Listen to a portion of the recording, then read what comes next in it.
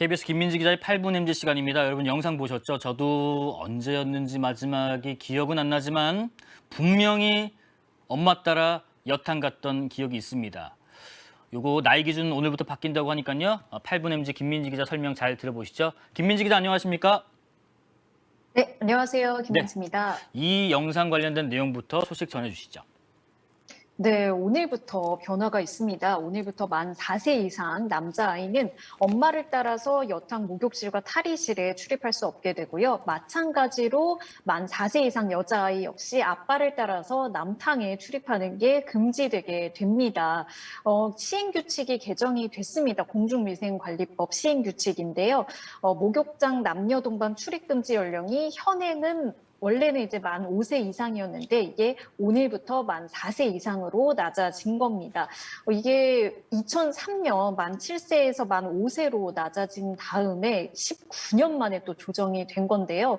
그만큼 이제 긴 시간 많은 논란이 있었습니다. 엄마를 따라 여탕해온 남자아이들이 불편하다는 그런 여성 손님들의 민원도 있었고 중간에서 목욕탕 업주들이 굉장히 난감한 상황도 이어졌다고 하는데요. 한편 이번에 시행된 개정 규칙에는 목욕탕 출입 금지 대상에서 정신질환자를 제외하는 내용도 포함됐다고 합니다. 만 4세 이상은 엄마 따라 가는 아들도 안 되고 아빠 따라 가는 딸도 안 됩니다. 이성 모두에게 적용되는 내용 참고하셔서 이제 목욕탕에서 입구 컷 당하신 일 없길 바라겠습니다. 공중전화 부스가 이거 참 좋은 것 같네요. 전기 오토바이 충전소로 바뀐다.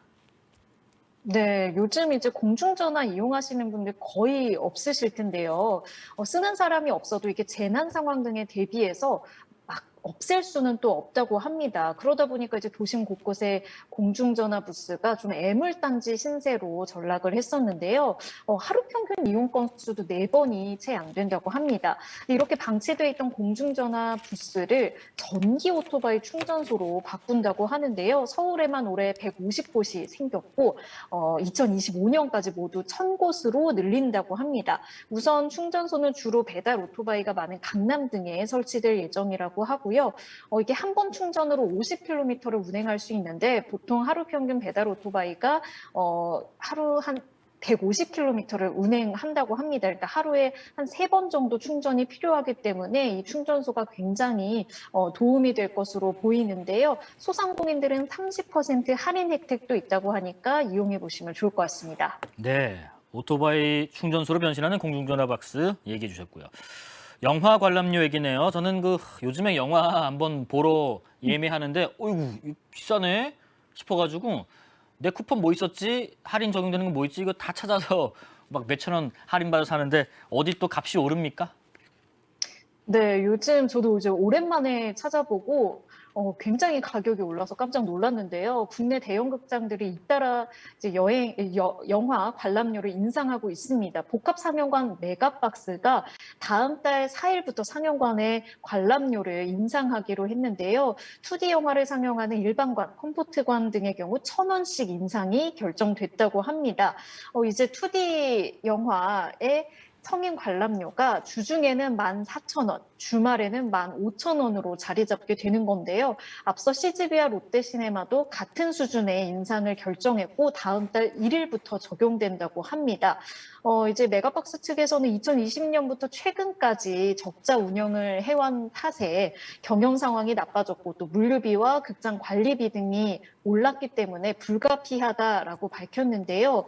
지난달 전체 영화관 관람객이 코로나19 유행 이전 수준을 회복했긴 했지만 27개월간 누적된 적자가 부담이 되고 있다라는 게 멀티플렉스들의 설명입니다. 소비자 입장에서는 영화 관람료 오르면 좀 부담되죠. 안 좋긴 한데 그래도 인상할 수밖에 없는 불가피한 이유는 또 있네요. 마지막 소식 전해주십시오. 네, 유엔 아동기금 유니세프에 따르면 러시아 침공 이후 집을 잃은 우크라이나 아이들이 3분의 2가량 달한다고 합니다. 어려움을 겪고 있는 아이들이 굉장히 많은데요. 이 우크라이나 아이들을 위해서 노벨 평화상 메달이 미국 뉴욕 경매에 나와서 낙찰이 됐다고 합니다. 지금까지 경매에 붙여진 역대 노벨상 메달 가운데 가장 높은 가격에 낙찰이 됐다고 하는데요. 1억 350만 달러, 우리 돈으로 1,336억 원에 낙찰이 됐습니다. 이 메달은 러시아 정부의 언론 탄압에 맞선 공로로 지난해 노벨 평화상을 받았던 러시아 언론인 드미트리 무라토프가 내놓은 거라고 하는데요. 이번 낙찰가가 과거 노벨상 메달 경매 최고가의 20배가 넘는다고 해서 굉장히 화제가 되고 있습니다.